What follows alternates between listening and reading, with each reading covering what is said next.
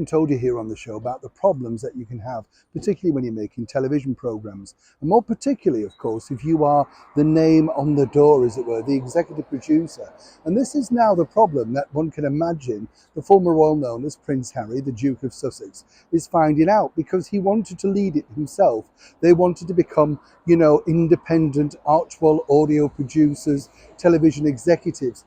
And really, the buck does stop with you. Now, a very well-placed insider at Netflix has told me the problems that they're now encountering following the disastrous, some might say, ratings of Prince Harry's latest venture, his Heart of Invictus. Now, I don't know about you, I think they've been a little bit unkind because nobody expected a documentary of that level to zip up into the top 10. It is a personal choice, and as I've said many times, a lot of these people deserve our ultimate respect.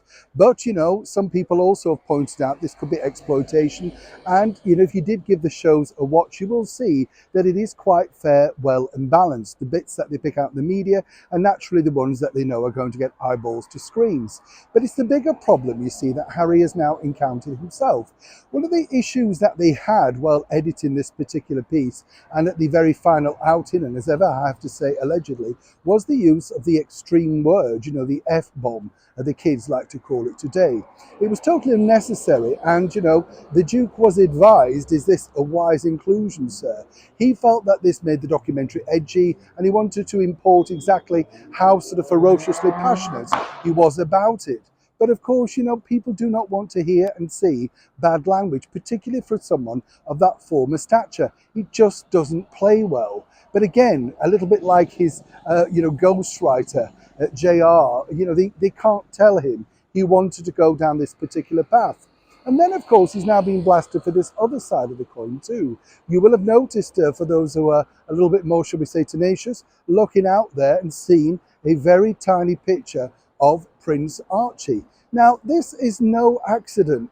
They plant these things there deliberately so that it gets traction, it gets in the media. As we know, Prince Archie and Princess Lily are more invisible than a magician's assistant. I mean, nobody actually really sees them. So the bottom line is, to include them surely is an invasion of their own privacy, and once again very hypocritical. Now, as the bosses sit down and then ponder exactly whether they should venture forward with this particular new dilemma of carrying on down this particular route, and more importantly, the very expensive trekking out to Africa, this time for Prince Harry to go do some conservation work out there, they have to decide truly, is it all worth the money? Yes, they're getting a lot of publicity, but publicity is not subscribers. And Netflix, Hulu, Disney Plus, Paramount Plus, they all thrive on you and I parting with the ready cash to watch programs. And if you're not getting that many eyeballs, even the prestige in these cost of living crisis. Now, if you're not getting that many eyeballs, even the prestige in this cost of living crisis is not enough, even if you're a former member of the British monarchy, to secure a very expensive contract.